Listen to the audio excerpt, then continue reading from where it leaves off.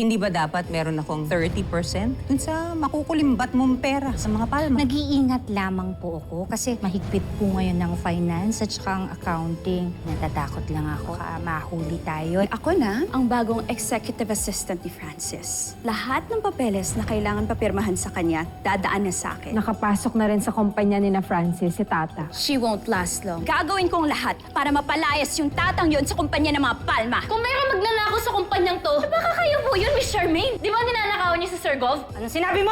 How dare you! Ano yung narinig kong pagnanakaw dito sa kumpanya? Will someone explain to me what happened back there? So may nakawan nang nangyayari dito sa kumpanya natin? Ganun ba? Tata doesn't know what she's talking about. Sir Gov, Tita Margaret, love, nagsisinungaling lang siya para magpalakas sa inyo. Alam niyo naman yung mga linta. She's desperate. Teka lang po hindi po ako linta, desperado at sinungaling. Ayoko naman po umabot sa ganito eh. Sadyang napansin ko lang talaga yung listahan na to na napakamahal po ng mga rekado na in-order para po sa Kuya Joel's. Tata, anong alam mo sa purchase order? Wala. Hindi mo alam. Wala kang alam. Kaya huwag ka nagmamarunong. Ma'am, hindi po ako nagmamarunong. Lumaki po ako sa palengke kaya kabisado ko po yung presyohan nito. Kaya masasabi ko po na sobra po yung patong nito sa normal na presyo sa palengke.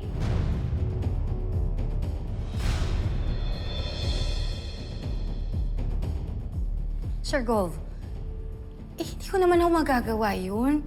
Saka, napakadali namang umimbento tsaka gumawa ng papel na ganyan. Sinisiraan lang ako ng babaeng ito. Sir Gov, what are we gonna do? I will handle these accusations fairly. Pero kung sino man ang nagsisinungaling sa inyo, hindi lang kayo mawawala ng trabaho. I will make sure mananagot kayo sa batas. Ako mismo ang mag-iimbestiga nito.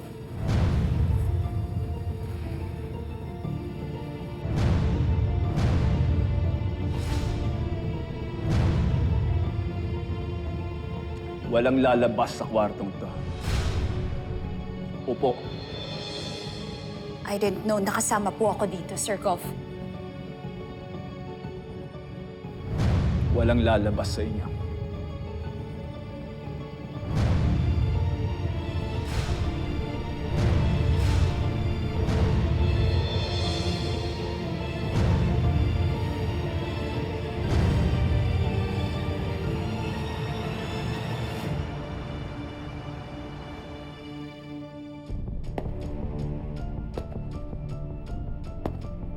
You'll be facing charges of fraud, embezzlement, and forgery, Charmaine. I went through all your purchase orders dating back 5 years. I must say, mahusay ka, ha? Hindi ka nahuhuli kasi iniiba-iba mo yung mga ingredients na papatungo mo ng presyo. So it could be dairy and protein in this purchase order, then it could be vegetables in the next. Iniikot-ikot mo lang at kinakalat mo para hindi namin mapansin. Pero ngayon, wala ka ng lusot. Sandali, bitawan niyo ko. Wala akong kasalanan. Kaya ko lumabas, bitawan niyo ako!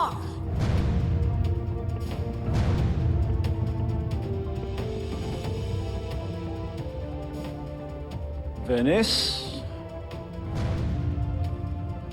May kinalaman ka ba dito?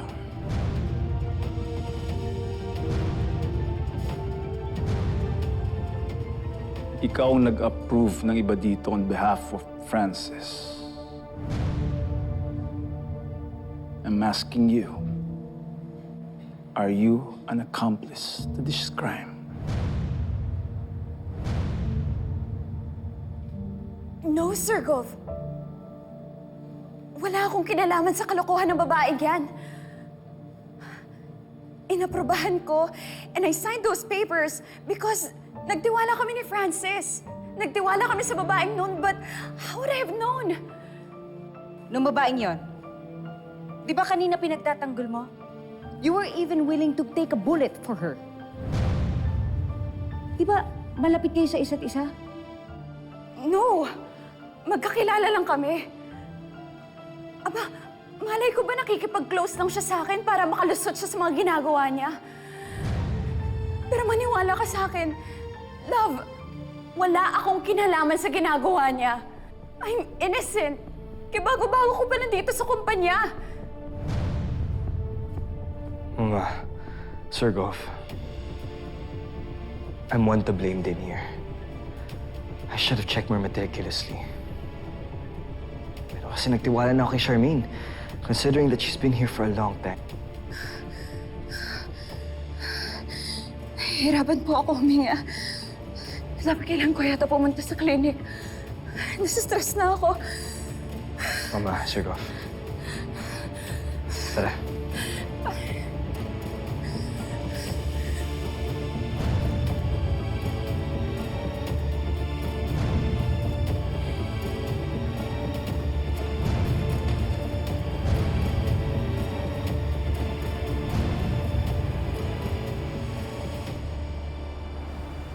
Oh, Bien, ilan nga ulit order nyo? 6, palagay na lang ako dito. Anin daw, tikboy. Buti naman na tinagap mo tong racket na inalok ko sa'yo, Chong. Itong pagde-deliver ng beer. Ang buti na to, para meron akong pinagkakabalang iba. Bukod dun sa batchoy nila, tata. Ano? Hirapan ka na palagi mo nakikita at nakakasama si Tata, ano? Sabi ko naman kasi sa'yo, eh. Ligawan mo na. Ligawan? Hindi ko nga masabi sa kanya na gusto ko siya, eh. At saka, kapag ginawa ko yun, baka mailang na siya sa akin, tapos magbago na tingin niya sa akin. Chong naman, ganyan talaga pag pumapag-ibig, eh. Sabi ko naman sa'yo, isugal mo na yung pagkakaibigan ni Tata.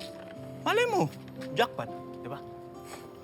Eh kung talo, eh di pati pagkakaibigan namin. Sayang lang. Iba talaga to si Tata, ano? Ang lakas ng dating. Kursunada mo, eh. Manang na manang yan. Aba, isang bote lang ng gin yan. Mawawala pagkamanang sa akin yan si Tata. Baka nga ako pa sayawan yan, eh. Order ko. Yabang. Kumaya, 3. Sabi ko naman sa'yo, halikan ko kahit talampakan ni Tata. Loko. Hoy! Bastos ng bunganga mo, ah. Bakit di mo alam kaibigan ko yan? Bakit? Natikman mo na si Tata? Aminin mo na! Pinagpapantasyahan mo rin yun!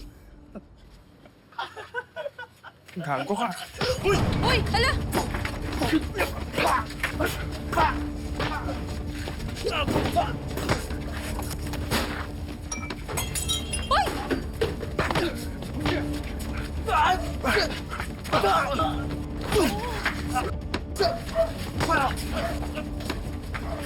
Ikaw niya yan, oy! Uy! Oh! Hala!